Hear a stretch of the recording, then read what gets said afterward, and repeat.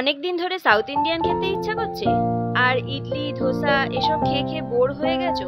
তাহলে চলো আজকে কিছু নতুন ট্রাই করা যাক। আজকে আমাদের রেসিপি হলো কেরালা স্টাইল পেপার চিকেন। যেরকম ভাবে দেখাচ্ছি সেরকম ভাবে যদি করা হয় তাহলে খুব সহজেই বাড়িতে হোটেল স্টাইল পেপার চিকেন তৈরি করা যাবে। ভিডিওতে অনেক টিপস এন্ড ট্রিক্স থাকবে, যার জন্য ভিডিওটা অবশ্যই শেষ অবধি দেখবে। নমস্কার, আমি ইন্দ্রাণী। আপনারা দেখছেন আমার চ্যানেল অ্যাম্ব্রোসিয়া। এখানে আমি 1 কেজি চিকেন নিয়ে নিয়েছি।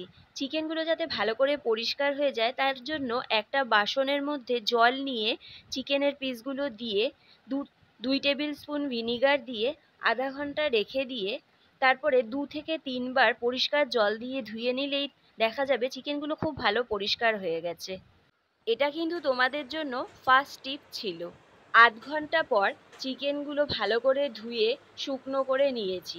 এবার আমি চিকেনগুলো একটু চিড়ে নিয়েছি, যাতে এর মধ্যে মশলাগুলো ভালো করে ঢুকে যায়। এখন ম্যারিনেট করে নেব।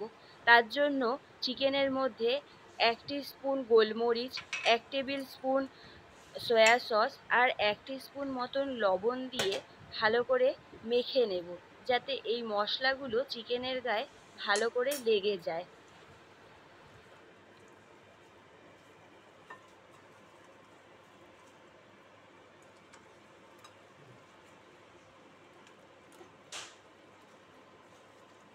এখন আমি আধ ঘন্টা ঢাকা দিয়ে রেখে দেব, আর তোমাদের কাছে যদি সময় থাকে 1 ঘন্টাও রেস্টে রেখে দিতে পারো। যতক্ষণ এটা ম্যারিনেশনে আছে ততক্ষণ আমি একটা মশলা তৈরি করে নেব। তার জন্য লো ফ্লেমে একটা তাওয়ার মধ্যে আমি 1 টিস্পুন গোটা ধনে নিয়ে একটু ড্রাই রোস্ট করে নেব।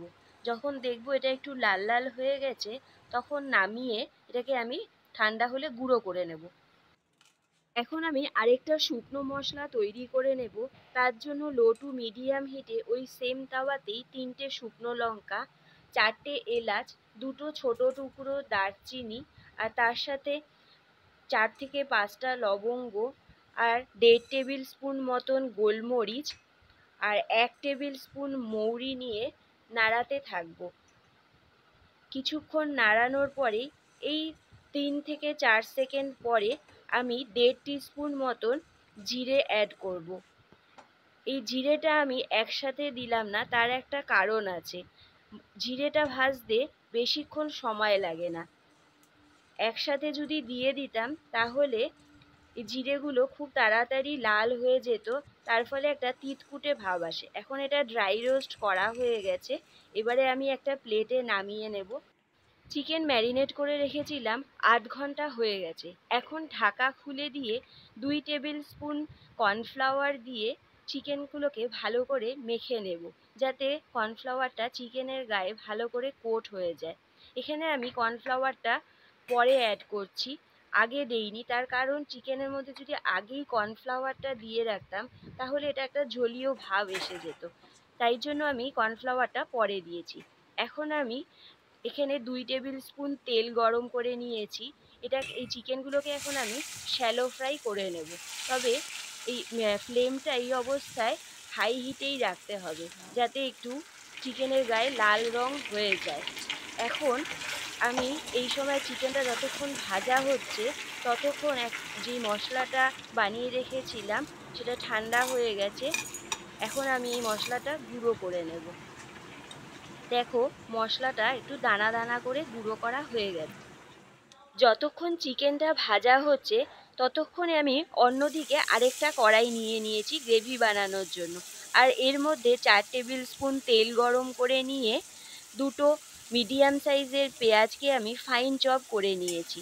এখন এটা আমি ভেজে নেব। যতক্ষণ একটু লাল লাল হয়ে যায় ততক্ষণ অবধি আমি এটাকে ভেজে নেব। পেঁয়াজগুলো দেখো লাল লাল করে ভাজা হয়ে গেছে।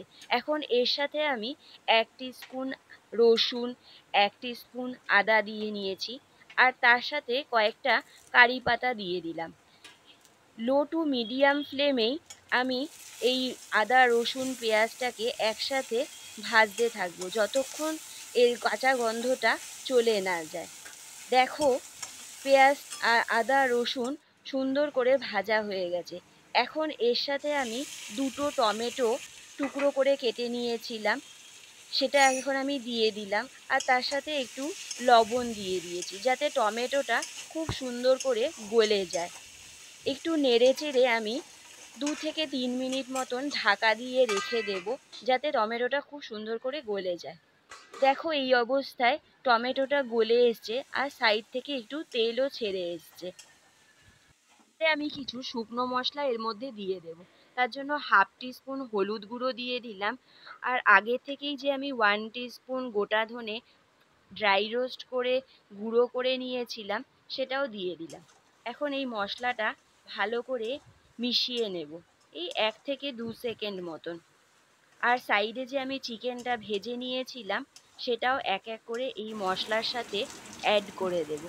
আর চিকেনের যে তেলটা রয়েছে, যে ভেজেছিলাম যে তেলটা, সেটাও এই মশলার সাথে দিয়ে ভালো করে নাড়িয়ে নেব, যাতে চিকেনের গায়ে মশলাগুলো ভালো করে লেগে যায়। তারপর আমি যে মশলাটা গুঁড়ো করে রেখেছিলাম, সেটাও এর সাথে অ্যাড করে দিলাম। এইবারে আমি এটাকে ভালো করে নাড়িয়ে নিয়ে কারি পাতা দিয়ে দেব। এই অবস্থায় কারি পাতাটা দিলে ফ্লেভারটা খুব ভালো হয়, কারি পাতার গন্ধটা চিকেনে খুব সুন্দরভাবে বসে যায়। আর তার সাথে আমি 1/2 কাপ মতন জল দিয়ে দিলাম। এখন আমি ভালো করে নাড়িয়ে নিয়ে 5 থেকে 10 মিনিট মতন ঢেকে লো টু মিডিয়াম ফ্লেমে ভালো করে সিদ্ধ হতে দেব। 5 থেকে 10 মিনিট হয়ে গেছে। এবার আমি ঢাকনা খুলে নিলাম। সাইড থেকে দেখো তেল বেরিয়ে এসেছে। এই 5 থেকে 10 মিনিটের মাঝে আমি 1 থেকে 2 বার নাড়িয়ে নিয়েছিলাম, যাতে চিকেন আর মশলাগুলো কড়াইতে লেগে না যায়। এখন আমি স্বাদ মতন লবণ অ্যাড করে দিলাম। এবার তোমরা এটা ভালো করে নাড়িয়ে একবার চেক করে নেবে যে চিকেনটা ভালো করে সিদ্ধ হয়েছে কিনা। যদি সিদ্ধ না হয়ে থাকে, তাহলে আর সামান্য একটু জল দিয়ে 3 থেকে 4 মিনিট মতন ঢেকে লো টু মিডিয়াম ফ্লেমে রান্না করে নেবে। আর তোমরা যদি কেউ এটা ড্রাই খেতে চাও, তাহলে এই অবস্থায় একবার চিকেনটা চেক করে নিয়ে ধনেপাতা দিয়ে নামিয়ে নেবে। আমি যেহেতু একটু গ্রেভি পছন্দ করি, তাই আরও 1 কাপ মতন গরম জল দিয়ে আরও 3 থেকে 4 মিনিট মতন ঢেকে রান্না করে নেব। 3 থেকে 4 মিনিট হয়ে গেছে। এখন আমি ঢাকাটা খুলে নিলাম। আর কড়াইয়ের সাইড থেকে দেখো কি সুন্দর তেল বেরিয়ে এসেছে, আর চিকেনটাও খুব ভালো সিদ্ধ হয়ে গেছে। এবার আমি একটু ধনেপাতা দিয়ে নাড়িয়ে চাড়িয়ে নামিয়ে নেব। ধনেপাতার ফ্লেভারটা এই চিকেনের মধ্যে খুবই ভালো লাগে, তাই আমি এর সাথে সবসময় ধনেপাতা অ্যাড করে থাকি। তাহলে আজকের আমাদের recipe Kerala style pepper chicken lachha, রুটি, পরোটা, গরম ভাতের সাথে সার্ভ করার জন্য একদম রেডি।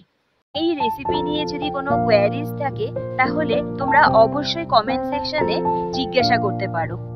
ভিডিওটা যদি ভালো লেগে থাকে, তাহলে লাইক আর শেয়ার করো, আর চ্যানেলটা অবশ্যই সাবস্ক্রাইব করো। আজকের ভিডিওটা এই পর্যন্তই। আবার দেখা হচ্ছে নেক্সট ভিডিওতে।